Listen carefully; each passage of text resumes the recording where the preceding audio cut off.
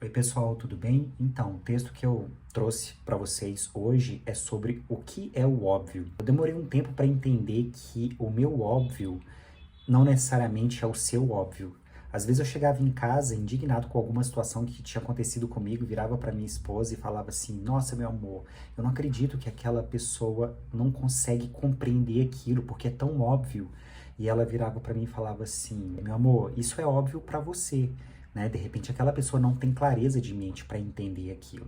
Só que nesse caso específico, eu tô me colocando num lugar superior, como se eu soubesse, né, de fato como a coisa é, né, como se eu tivesse certo e aquela pessoa errada, mas eu vou um pouco mais além. Eu vou em outros óbvios. Se você tem um filho e o seu óbvio é diferente do óbvio do seu filho, ou se você tem uma esposa e o seu óbvio é diferente da sua esposa, é diferente do seu pai, é diferente do óbvio da sua mãe, qual óbvio prevalecerá? O seu ou o deles? Vamos botar assim, você fala assim, não, mas o meu óbvio é o certo. Isso aqui tá óbvio que, que eu tô certo, que aquilo tá errado, por exemplo. Então quer dizer que você é superior aos outros, né? Porque se o seu óbvio prevalece em detrimento do óbvio do seu pai, da sua mãe, do seu filho, da sua esposa, é porque você tá colocando o seu óbvio como superior.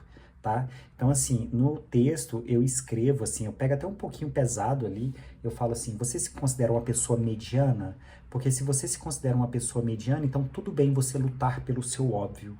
Agora, se você se considera uma pessoa acima da média, então chegou a hora de começar a considerar o óbvio do outro.